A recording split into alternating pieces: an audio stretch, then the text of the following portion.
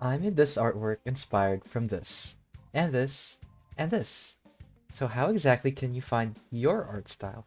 How do you learn from other people's work without it being considered copying or stealing? After almost a decade of studying and experimenting, I finally found my art style that I'm really happy with, and so can you. The good news is, you don't have to spend years like I did, and you can start seeing results fairly quickly. I've distilled all that experience to a simple method that'll guide you in creating an art style you can call your own, which ironically involves learning from others. First, grab a selection of artwork from artists you like. This could be from one artist or a wide variety of them. In my example, I decided to pick two artists whose artwork I really adore, HungryClicker and Uida Lui. Regardless of how many artists you chose, it's crucial to understand why you like these artworks. A good starting exercise is to create a mood board and take notes on what elements of the artwork appeal the most to you. Taking a look at my mood board, made from HungryClicker and Uida Lui's art, I really love how organic their art looks. It doesn't look overly reliant on digital tricks like fancy brushes, layer trickery, and other special techniques that are exclusive to digital. It feels very handmade. In this part, try to find the common threads between each artwork and what specifically you want to learn from these artworks. List all of that down and have that guide you so that you have direction and you can avoid simply copying the artwork. Now that we've narrowed down what we love about the art, it's time to figure out the techniques that were used and how to use it for your own. The best way to do this is to break down the technique so you can find out what basic skills you would need to learn to properly use them. Luckily, all the artists I mentioned here share their speed paints on their channel, so we could have a closer look at their process. Not all artists have this, nor is it needed, but try to look for process photos, articles, or time-lapses to help you understand their art style better. HungryClicker digitally paints amazing portraits of many characters, and they do so with such efficiency that they post consistently, never missing a beat. How do they do it? Let's break that down. From simply zooming in, I could see lots of hard shading, meaning that their brushes are mostly hard-edged, with little to no soft blending. This tells me that I don't need much brushes other than a simple opacity brush. From the speed paints, I can see that they are very confident with drawing, not needing a detailed base.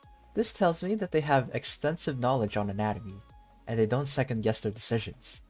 If I want to be as quick as HungryClicker, that means I gotta hit the books and learn tons of anatomy. By observing closely, you'll be able to reverse engineer the drawing and retrace their steps. Try to be super analytical when you do your own study, as our goal here is to find out what artistic decisions led to making the artwork we're studying.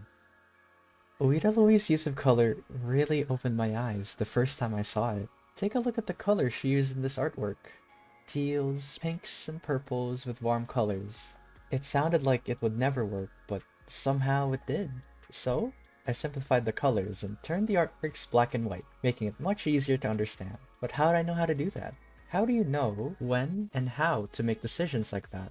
At face value, some art techniques may seem hard to grasp, but this is why knowing the art fundamentals is important.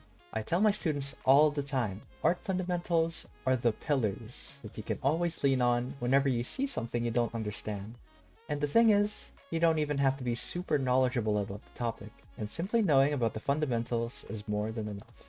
In this case, the art fundamental used was color, specifically hue, saturation, and value. I used these three as my pillars to lean on, or the guidelines to measure to. The value of the colors was what made them harmonize so well, and this is what really opened my eyes to how much I could really use color, really expanded my horizons. So remember, whenever you're feeling lost, or you don't understand why an artist made such a decision, try to lean on the art fundamentals, so you could contextualize things you don't quite understand. A lot of the study is led by your own interpretation and unique perspective on art, supplemented by the art fundamentals like anatomy and color theory. This breakdown is the most important part of studying, because by doing this, you will be able to make the same decisions that made the art pieces work, and you'll be able to branch off in your own special way. All that's left now is to put all that research to use and apply it. I picked this artwork of Nika Nanaura from Gundam Witch from Mercury, painted by HungryClicker, so I could do my own spin on it with Nino Maya Inanis of Hololive EM. My initial idea was to simply reference the pose from the artwork, but I wanted to see if I could think of something cool. So I made a few thumbnails here. It was worth a shot seeing if I could come up with something, but in the end, I wanted to focus on coloring and rendering. I stuck with the original plan of referencing the pose. One of the things I learned after watching so many speed paints of HungryClicker is that they tend to clean up the sketch instead of redrawing it through line art. Here, I made sure to take my time and make my sketch nice and clean for future Iggy. You're very welcome. I tried grayscale here, even though I usually don't like to do it. It's a really good way to set up the values, since you get to work in black and white. Usually I like to use overlay, the blending layer, to color it in, as it feels like I have more control compared to putting down colors on a gradient map. An important thing to keep in mind is that using overlay to color monochrome artworks will change values, meaning that the shading that I set up in black and white will be different if you do this method, so make sure to check your values after adding color. Ah yes, the ugly phase. I really want to merge the layers here to paint over everything, but I have to bear with it and make sure that everything is ready before that. Before I merge, I always make sure that the colors in the sketch is A-okay, that I don't need to make any more major changes, like switching the colors or changing the lighting. And just like that, I'm all set for merging and I'm ready to clean up the drawing. Thank you, past Iggy. Very cool. Once everything is merged, I just paint over everything till it looks nice, and make sure that the line work is nice and clean and that the colors are well defined. I draw anime characters like this all the time. You can join an online class with me or other professional artists at Wing Canvas in literally seconds and start learning from home. Get tailored feedback, guidance on your artwork, and let's make meaningful artwork together. I also make a quick adjustment here after seeing how saturated the skin was in the ref drawing. I make Ina's skin a little bit more saturated here. I add my finishing touches, like adding the pattern on the tentacles, adding the writing on the book, and adding some nice edge highlights on the surface.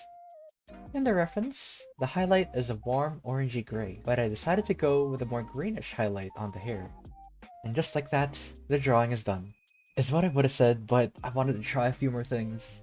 I noticed a lot of nice hue shifts on Nika's clothing, warm highlights and cool blues in the shadows to break apart the monotony of the shading. So, I drew Ina in her casual fit, gave her a nice haircut, painted her new fit with cool teal highlights and blue in the shadows to try that technique. And just like that, we're now done. Again. For real this time. To sum it up, the best way to learn an art style from someone without it becoming simply a copy is to study the artwork, figure out the techniques, and combine your findings with your own artistic way. So remember that no art style, no techniques are beyond your grasp. Enjoy the process, and you'll reach great heights before you've even noticed it. Join a virtual art class to learn live from our professional artists, get creative assignments, individual guidance, and real-time feedback on your artwork. Start today and level up your practice. If you learned something new, please like and share this video with a fellow art nerd. If you love receiving quality and free arts education, subscribe. Here's a couple other videos you could check out next.